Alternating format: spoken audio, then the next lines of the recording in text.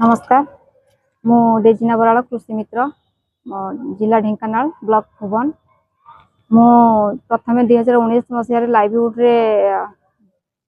joining करथिली सेथरा हमकु एमयूबी विषय रे हमकु training दिया जायतिला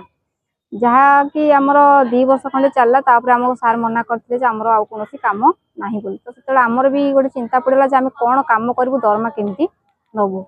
तो सेते बेला हम सहित जोड़ी हे गला एफएससी जोड़ी हला परे हमको जणैतिले जे नेचुरल फार्मिंग बा प्राकृतिक प्रणाली रे हम केमिति चाष करबा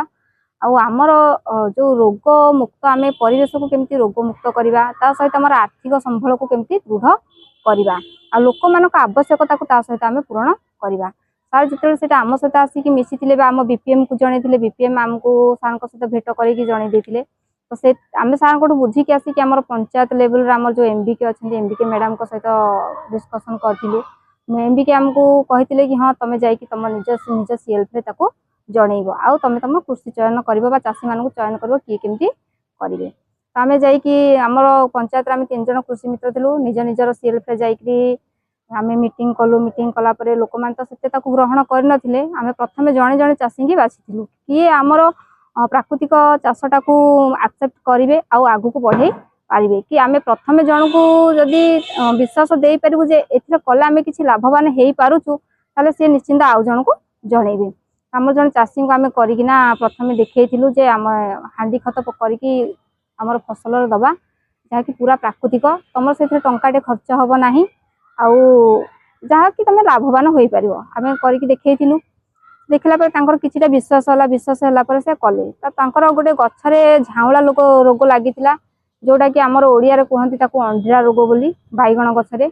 आम से विषय जेहेतु किसी विशेष किसी जान नु आमर एफएस आमर डीसी सारे आमर एमपी थे सहित आम कंटाक्ट कलु सार ये जन चाषी गचरे रोग धरी आम कौन कर कौन कौ औषध आमर दरकार सार से आमको कहते कि तुम जा चाषी सहित आमको भेट करा आम सार को भी भेट करूँ सार से आमको कहते कि हांडी खत सहित आमर जीवामृत जदि आम से गचरे दबा ताले से रोग मुक्त होगा सहित फसल बहुत भल हम यहाँ आमर प्राकृतिक प्रणाली चाष करने द्वारा कौन होता है ना आमर परिवेश सुस्थ रही है आम निजे रोगग्रस्त मुक्त हवा आमर आर्थिक संबल दृढ़ हम जोटा कि आम औषध जो रासायनिक औषध को आम किणिकी आनिकी निजे गोटे विष खाइबा सहित सामान होता सेटा को आम धीरे धीरे कौन कलु ना दूरण करूँ तो धीरे धीरे लोक कौन कले ना आमर बुझिले जिनसटा को बुझिकिना जड़े चाषी 2 जण एमती 5 जण कर कले मो अंडर जेहेतु 4टा सेल्फ जाऊला 4टा सेल्फ मोर 27टा एसएचजी ग्रुप जाऊला तो मुझे बुझेकी से कम सब कले तो आमर प्रोडक्ट बाहला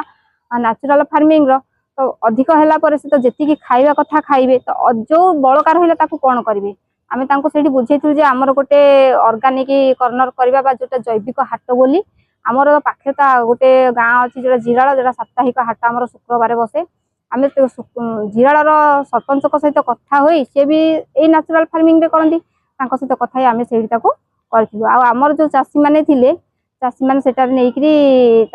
बैनर लगे आम विष खाइबा ना कि विष क्या खुआइबा नहीं आमर परिवा को बिक्री करते जहाँफल कि से परिवाटा मार्केट अलग परिवा बिक्री हवा बदल ये परिवाटा बहुत जल्दी बिक्री हो जाइला ता सहित आमर गोटे अच्छी सीबीआरसी